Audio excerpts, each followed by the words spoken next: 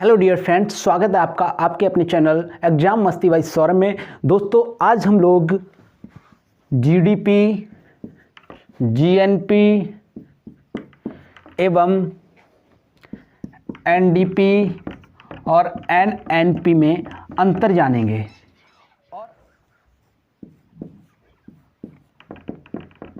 GDP पता करने के लिए हमें 4 चरणों से होकर गुजरना पड़ता है। कितने? 4 चरणों से होकर गुजरना पड़ता है।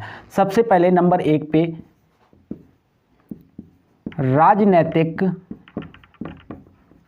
राजनैतिक सीमा,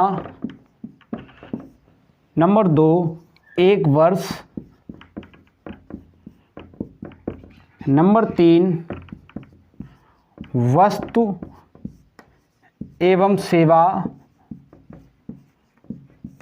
और नंबर 4 अंतिम मूल्य।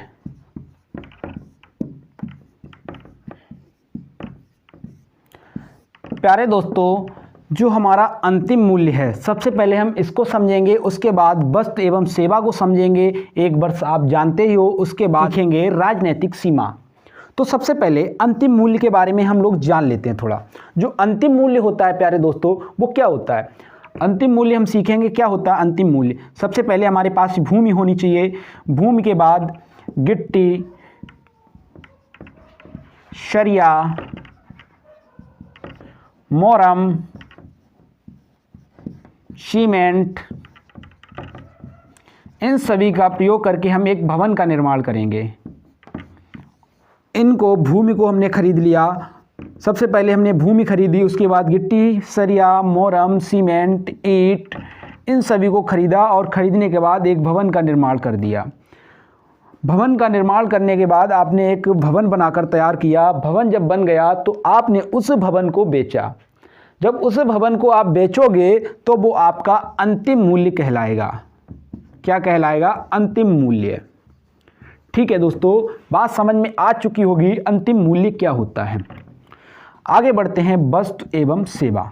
वस्तु क्या होती है? जब आप किसी को पैसे देते हैं, जब किसी को आप पैसे देते हैं, उसके बदले में वो आपको कोई वस्तु देता है, तो वो वस्तु होती है। एवं सेवा, सेवा क्या होती है? सेवा जैसे कोई किसी को शिक्षा देता है। पैसे तो दिए, उसने फीस दी, उसने टीचर ने क्या किया? उसको शिक्षा दी। आपको भी महसूस हुआ कि मुझे एक मिल गया, लेकिन कोई वस्तु तो नहीं थी। वो क्या कहलाएगी? सेवा कहलाएगी। जो हमारा ट्रांसपोर्ट होगा, ट्रांसपोर्ट, वो किस में आएगा? सेवा में आएगा। ट्रांसपोर्ट सेवा में आएगा। मान लो आपको इंडिया से अमेरिका जाना है, तो आप फ्लाइट पकड़ोगे। फ्लाइट पकड़ने के लिए आपको सबसे पहले फ्लाइट पकड़ोगे, और फ्लाइट जब पकड़ोगे तो क्या होगा? आपको पैसे देने पड़ेंगे, रुपया देना पड़ेगा, रुपए देने पड़ेंगे। क्या करना पड़ेगा? रुपए देने पड़ेंगे, और रुपए के बदले में वो आपको क्या देगा? सेवा करेगा आपकी। क्या करेगा? आपको सेवा देगा। रुपए के बदले में आपको सेवा देगा। क्या? आपको इंडिया से उठा के अमेरिका में ले जाके छोड़ देगा। क्या आपको प्लेन थोड़ी हो दे देगा? क्या आपको प्लेन दे देगा? आपको प्लेन तो नहीं देगा। बस क्या करेगा? आपको इंडिया से सीधा अमेरिका में पहुंचा देगा। ये हमारी क्या हुई? सेवा हुई। और 1 वर्ष होना चाहिए। राजनीतिक सीमा क्या होती है? राजनीतिक सीमा क्या होती है? जो हमारा इंडिया का नक्शा है, वो हमारा एक भौगोलिक नक्शा है। उसके अलावा जो समुद्री एरिया है, जहाँ से मछुआरे मछलियाँ पकड़ते हैं, उसके अलावा समुद्र में हमारा जो व्यापार होता है, उसको हम राजनीतिक सीमा कहेंगे। ठीक है प्यारे दोस्तों, अब इन सभी का जो भी व्यापार चल रहा है, जिस चीज़ का निर्माण हो रहा है हमारे देश में, किसी भी चीज़ का अगर निर्माण हो रहा है हमारे देश की सीमा के अंदर, उसको हम जीडीपी बोलते हैं। क्या बोलते हैं? जीडीपी बोलते हैं। अब जीडीपी विस्तार में समझते हैं। ग्रॉस डोमेस्टिक प्रोडक्ट, यानी कि सकल घरेलू उत्पाद। ग्रॉस को हम सकल कहते हैं, डोमेस्टिक को घरेलू, प्रोडक्ट को उत्पाद। जो दोस्तों हमारे जो राजनीतिक सीमा है उसके अंदर जो भी कार्य होंगे, जो भी प्रोडक्शन किया जाएगा, वो हमारा क्या कहलाएगा? जीडीपी होगा। मान लो टाटा ये इंडियन कंपनी है, इसने एक वर्ष में 100 रुपये कमाए। भी कमाएगा तो ज़्यादा, हम इसकी कैलकुलेशन सरल करने के लिए मान लिया 100 रुपये कमाए इसने। और एक जो हमारी कंपनी है LG, उसने क्या किया? उसने भी 100 रुपये कमाए। क्या किया? 100 रुपये कमाता है। कमाने के बाद क्या करता है? जो इन सभी का ये टोटल योग, यानी ये तो विदेशी कंपनी है, अदर कंट्री की है, और ये हमारा इंडियन कंपनी है। अब इन्होंने जो भी, यानी भारत की सीमा के अंदर, भारत की राजनीतिक सीमा के अंदर कार्य किया, और इनको जब जोड़ा गया तो 200, यानी कि हमारा जो जीडीपी आया वो कितना आया? 200 आया। ऐसे ही इधर समझ लीजिए एक बार और, एक सुरेश नाम का व्यक्ति है, और वह व्यक्ति क्या करता है? एक वर्ष में अमेरिका में रहकर 10 रुपये कमाता है। अमेरिका में रहकर 10 रुपये कमाता है। तो क्या होता है? इस व्यक्ति ने, सुरेश ने जो 10 रुपये कमाए वो हमारे जीडीपी में काउंट नहीं होंगे, सिर्फ ये ही होंगे। जो हमारी राजनीतिक सीमा के अंदर किसी चीज़ का प्रोडक्शन होता है, देखो यहाँ से समझ में आ रहा होगा घरेलू शब्द दिया है, यहाँ से समझ में आ रहा होगा घरेलू से, हाँ, जो घर के अंदर, घर में जो प्रोडक्शन होता है, ठीक है, उसको हम बोलते हैं जीडीपी।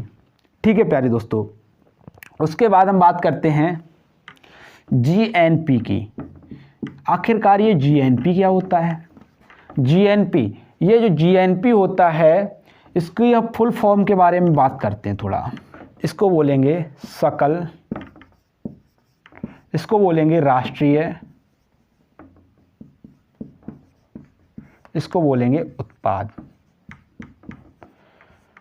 अब देखिए, सकल राष्ट्रीय उत्पाद, जो हमारा सकल राष्ट्रीय उत्पाद है वो कैसे निकालते हैं, वो क्या होता है? तो देख, GNP equal GDP plus X minus Y. ठीक है दोस्तों, एक्स माइनस वाई, एक्स हमारा हो गया सुरेश, वाई हमारा हो गया एलजी। ठीक है दोस्तों, यानी विदेशी कंपनियां, जो भी विदेश का व्यक्ति है और यहाँ पे जिस कंपनी को चलाया जा रहा है, विदेशी कंपनी को चलाया जा रहा है, उसको हम मानते हैं बाई। अच्छा, जीडीपी से फ़ायदा क्या है? जब यहाँ पे इंडिया के अंदर जितनी ज़्यादा कंपनियाँ होंगी, जितना ज़्यादा उत्पादन होगा, उतने ज़्यादा लोगों को रोज़गार मिलेगा। जितने ज़्यादा लोगों को रोज़गार मिलेगा, उतना ही ज़्यादा जीडीपी ऊपर जाएगा। जीएनपी निकालने के लिए देखो, जीडीपी हमारी कितनी थी? 200 प्लस एक्स हमारा कितना है, यानी कि सुरेश, ये हमारा एक्स हो जाएगा 10, यानी कि ये विदेश में तो कमा रहा है, लेकिन नेशनल यानी कि राष्ट्रीय में इसको काउंट किया जाएगा 10, और माइनस बाई हमारा कितना है? 100। तो अब इसको हम देखते हैं, 200 प्लस 10 माइनस 100, तो ये हो जाएगा हमारा 200 माइनस 90, यानी कि ये हमारा हो जाएगा 110। ठीक है दोस्तों, यानी कि हमारा जो जीएनपी होता है वो जीडीपी प्लस एक्स, यानी कि अदर कंट्री में जो भी व्यक्ति कार्य कर रहा है उसमें से क्या घटाना होगा हमें? जो कंपनियां हमारे देश में कार्यरत हैं, यानी कि जो विदेशी कंपनियां हमारे देश में चल रही हैं, उनको, उनका जो दर है, जीडीपी है, उनको माइनस करना पड़ेगा।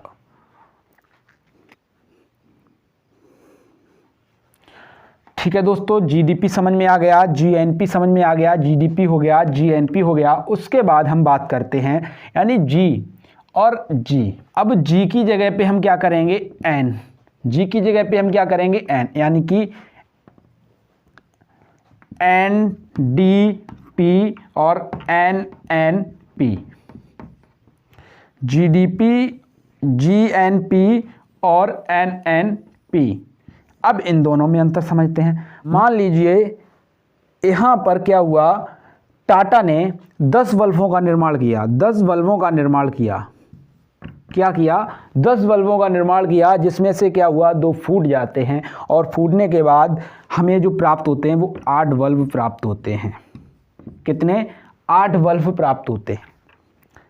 NDP बराबर GDP माइनस D, यानी कि GDP हमारी 200 है और हमने ह्रास कितना किया है, 2 का किया है, तो हमारा जो प्राप्त होगा 198 जो हमारा होगा वो NDP होगा। उसके बाद NNP की बात कर रहे हैं। NNP जो होता है वो जो GNP होता है, GNP माइनस D, यानी GNP हमारा 110 था और माइनस कर देंगे 2, क्योंकि हमारा जो ह्रास हुआ था बल्ब का वो 2 का हुआ था। तो हमें जो प्राप्त होगी NNP वो कितनी प्राप्त होगी, 108। कितनी प्राप्त होगी, 108। मुझे लगता है प्यारे दोस्तों आपको GDP, GNP और NDP और NNP में अंतर समझ में आ चुका होगा।